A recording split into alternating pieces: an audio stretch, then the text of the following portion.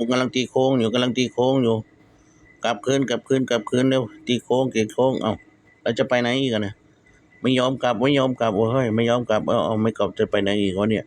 เอาไปเรื่อยๆเอาไปเรื่อยๆเอาไปพาเที่ยวก่อนพาเที่ยวก่อนโอ้ยคือบ่กลับเนาะฮะเดี๋ยวจะกลับดอกพากันกลับดอกเอาไปเอาตีโค้งก็ได้ตีโค้งก็ได้ตีโค้งอีกตีโค้งอีกจังหน่อยตีตีโค้งดีๆแล้วท้ายระวังท้ายหน่อยนะระวังท้ายหน่อยระวังท้ายหน่อยมันยาวนะมันยาวนะดูหน่อยเอากลับเอาระวังท้ายด้วยเอาทำไมไม่ไปอาจารย์ไม่ไปทำไมไม่ไปสักทีเนี่ยทำไมมางี้อีกจะไปไหนอีกจะไปไหนอีกนะฮะจะไปไหนอีกเนี่ยฮะโอ้ยบังคับไปทั้งพี่ผมไปทั้งพูดอีกแล้วว่าบังคับมันได้บ่นั่นเนี่ยได้เดี๋ยวก็ไปเองพี่น้องเอ้ยเอาไปเอาไปจังไหนก็ไปเอาคือก็อยากจะกลับแล้วคือบอกกลับมากันกลับไปหาตีโค้งก่อนไปหาตีโค้งก่อนมาไหม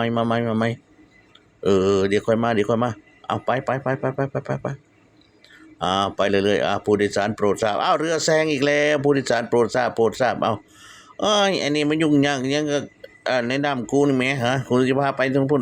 มันเล่นยังอยู่ในน้ำนี่วะเฮ้ย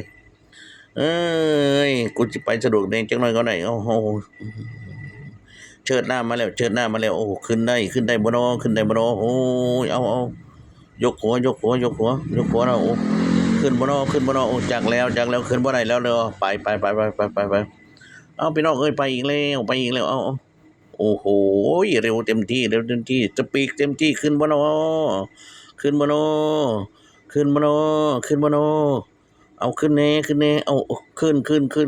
บ่ขึ้นจากเทือนโอ้โหคือบ่ขึ้นเป็นจากเทือนโอ้ยตายโอ้ยบ่ขึ้นเลยเนาะแล่นในน้ำนี่แหละลอยอย่างเดียว